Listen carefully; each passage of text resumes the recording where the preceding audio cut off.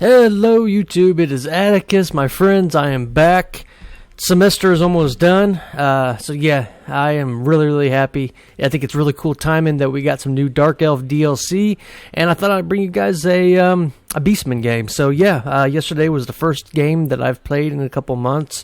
I've been focused on school, obviously, but yeah, now that the semester's ending, I could bring you guys some new games, and we're gonna start it out with a really close one I did versus the Beastmen. So I took some new units. We're gonna go ahead and look at it, guys, and we're gonna try some of the show you this new build that I came up with versus Beastmen. So for my Lord, we have Crone Hellebrand, who is absolutely the best Lord pick against Beastmen, in my opinion, mainly for that terror and the buff she's going to get up on that altar, which will wear people down, and the Gaze of Cain, which is going to buff up your infantry. But the whole idea behind this build is to buff up my Blackguards. I want these guys being super powerful. I want them to be able to shred through infantry, Minotaurs, monsters, anything. And how you do that is a combination of both having the Crone Hellebrand and the Blood Rack Shrine. And the Blood Rack Shrine has a really cool ability right here. Let's see if it'll let me click on it.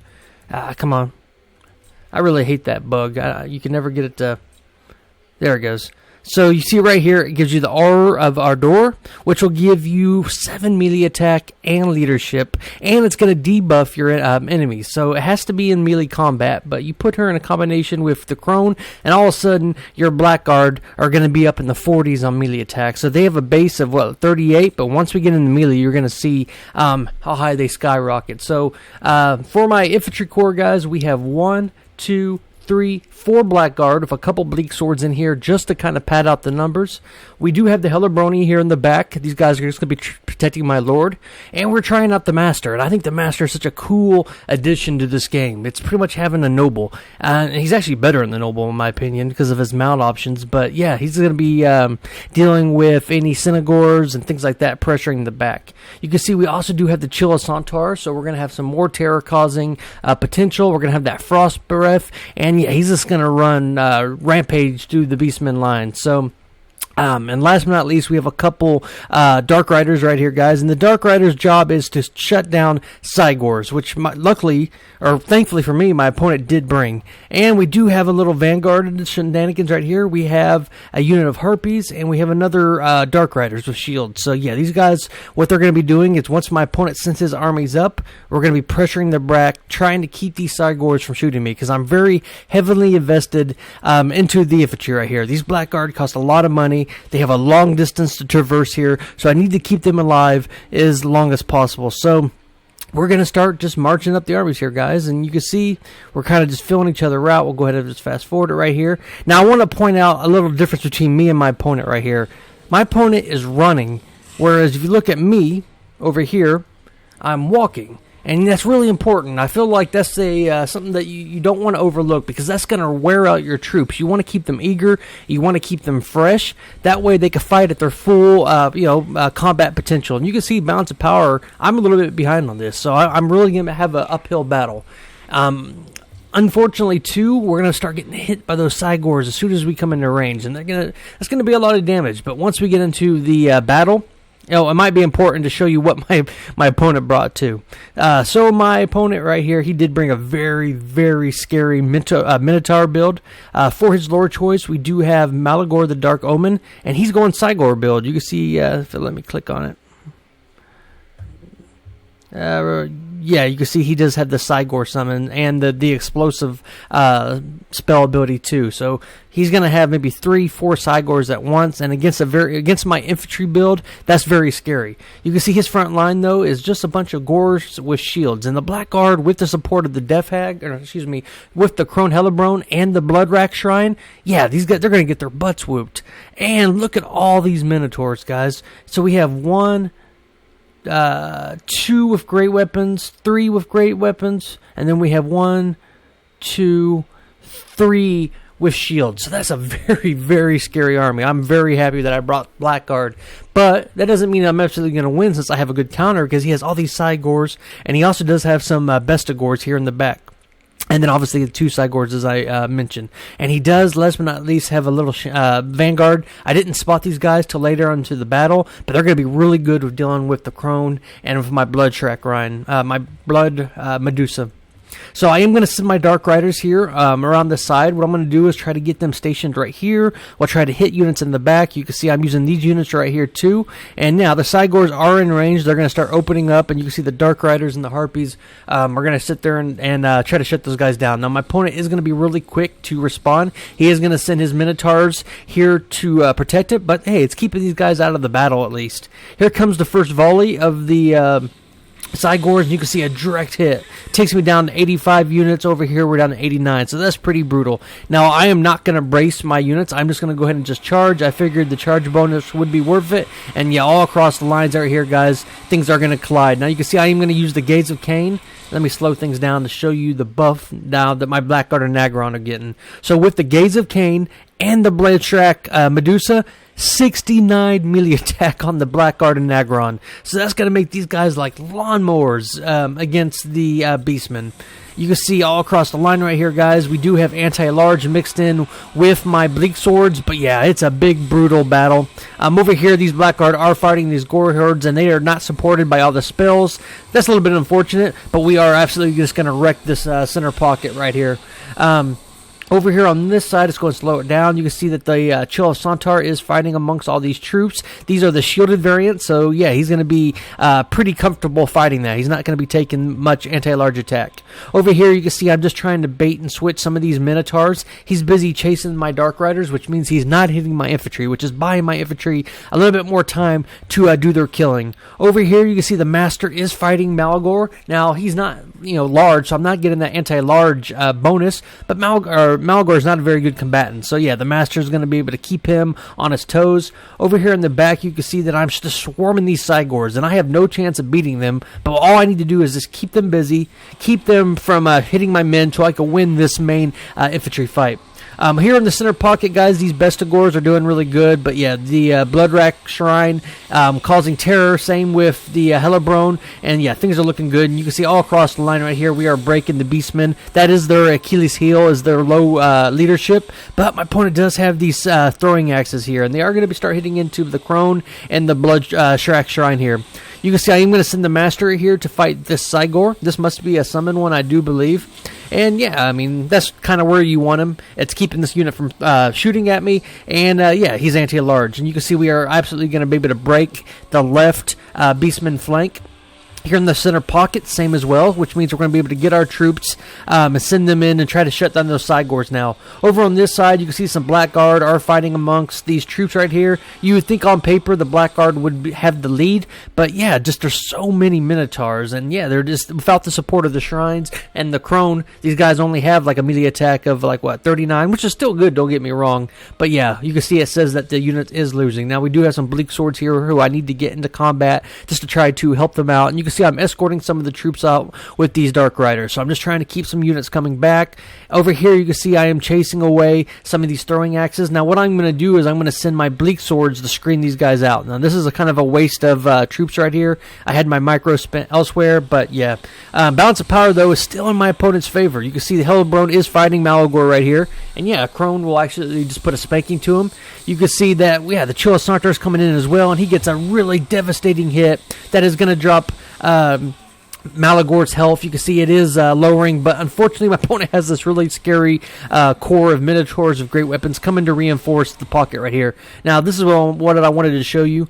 These throwing axes are just destroying me, but I am going to have these Bleak Swords come with their silver shields, and they'll be able to screen those guys out. Now, he really needs to get those throwing axes on the altars. You need to shut down the Crone, and you need to shut down the Bloodrack Shrine. That's probably your best way of doing it, is with throwing axes. But yeah, my opponent instead is hitting a Blackguard and going to be chased away by these Bleak Swords. Over here in the back, you can see I'm just trying to escort some troops off the map right here, but unfortunately my opponent does have a unit of Minotaurs here, and once he realizes that, he'll be able to get these guys, kill these Bleak Swords, and then have some reinforcements come assist in the main battle. Over here, you can see I've just been throwing my Harpies, pretty much anything I have, any expendable troop, trying to keep these Cygors busy, especially as all grouped up as I am. I don't want those guys firing onto me. And you can see with the Chill of Centaur and the Terror terror of the crone, we are going to be able to break the Malagor, which is going to, it's going to make the balance of power kind of even out. And things are, looking kind of good for us. You can see I'm going to get another Gaze of Cain right here. I saw these Minotaurs coming up, so I'm like, all right, let's get these Blackguard and Nagron in here. Let's get the Chilla Santar. And, with the support of all those buffs, keep in mind the Bloodrack Shrine too is going to be in there, and it's going to be able to fight that. That's kind of a good engagement for me. He has all Minotaurs, and I have all anti-large troops, especially this Master right here as well. You can see that he is going to try to goon the crone, and she's taking a lot of damage right here. You can see he has all these units of Minotaurs with great weapons, and he's trying to focus my Lord. The good thing is I do have the Master, so even if the crone does fall, it's not going to be, end of game. Over here, you can see that we've shattered a lot of these troops, which is going to free up some Dark Riders, going to free up some Blackguard. Over on this side, you can see this is a big mistake of my opponent. This is really what might cost him the game. He's getting chased off. He has all this money, 1,400 gold worth of throwing axes, armor-piercing throwing axes, getting chased off by a 450 bleak sword. So my opponent needs to take off the skirmish, come around the side there, and really deal with those guys. Here in the back, you can see my opponent did wise up. He did realize that there were these Minotaurs. He's going to destroy these bleak swords, and now he's going to have some troops come and be able to reinforce. And you can see I'm just keeping my Dark Riders here on the Cygors, keeping them busy. I don't want those guys falling, and unfortunately my opponent is going to stabilize. Malgor is going to come into the battle. He was terrified. So it's really coming down to this. You can see I am using Witch Brew on Crone, which is giving her a little bit more melee attack. She's up to 67 on the altar, and that's good. So here in the center pocket, guys, I'm feeling pretty confident. We got the Poison of the Helibroni, Chilla Santar, which is going to be slowing things down. We have a lot of terror causing, and we have the buffs of the Bloodrack Shrine. So if we look right here, well, we're not in combat with the Bloodrack Shrine, so we're not getting the buffs. But things are looking good. You can see the Minotaurs are starting to break, but unfortunately those Cygors are just destroying me. Being all grouped up with this is letting them have a perfect opportunity to do some damage. Now, did you see that breath attack by the Chilla Santar? I casted it on these Minotaurs. I figured it would slow them down and lower their charge damage.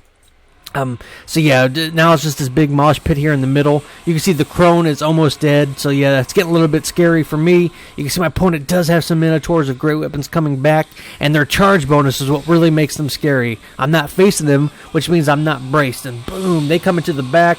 And you can see a lot of my troops are wavering. Now, if I do lose the crone, that's gonna hurt my leadership. And my opponent, balance of power is still smack dab in the middle. But I use the third Gaze of Cain, and what makes the Gaze of Cain good besides the melee attack is the leadership, guys. So you can see the leadership does kind of stabilize, and it really is anybody's games. But the balance of power is starting to come into my favor. You can see I am using the Chilla Santar to focus Malagor right here, and one-on-one, Malagor is going to get absolutely stomped. I'm trying to get some troops here into the back to shut down these side cores. You can see that there's 3 of them, and they're just putting a whooping on my troops. I need these Blackguard because that's the only way I'm going to be able to deal with the Minotaurs.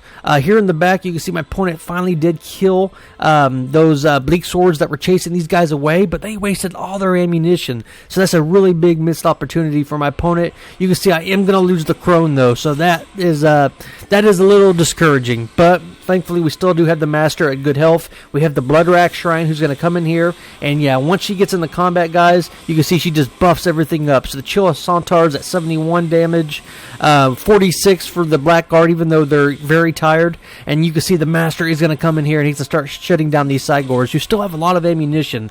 He's going to come in there. He's going to shut them down. You can see that the Malagor is starting to run away. And I'm going to use the Bloodrack Shrine here with her ranged ability to start hitting Malagor. So I was kind of tempted to see, or I was curious to see the kind of damage the Bloodrack Shrine would do. And boom, another hit. And I think the next shot she does actually kills. So we'll go ahead and watch it right here.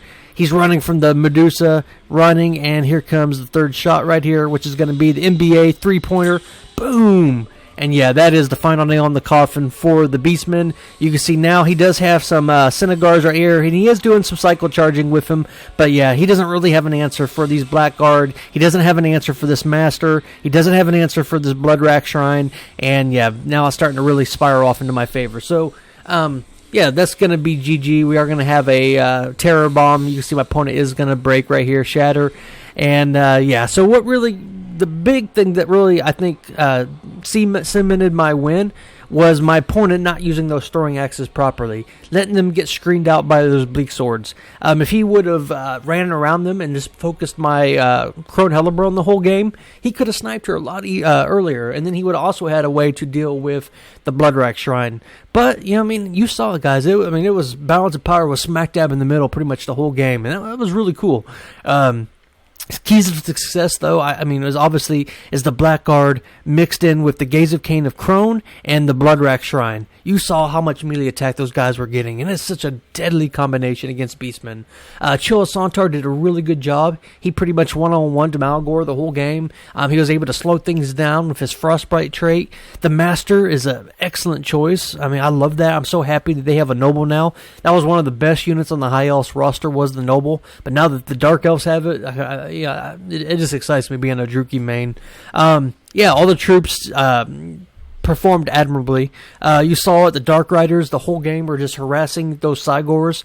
They weren't going to kill them, but we kept the Cygors from doing they didn't do as many kills as they might have. I mean, 83, 132 is not bad, plus the summons, but these could have been easily 300 kills if I wouldn't have been pressuring that back line. So if you're going to go a very heavy infantry corps like this, keep it against Beastmen, just always keep in mind there's going to be Cygors most likely, so you got to have a tool to be able to shut them down. Otherwise, he will just kite you, he'll just destroy you from afar, and you'll end up losing the battle. So that's it, guys. So welcome back. It's good to be back. I hope you enjoyed that cool Beastmen Dark Elf game.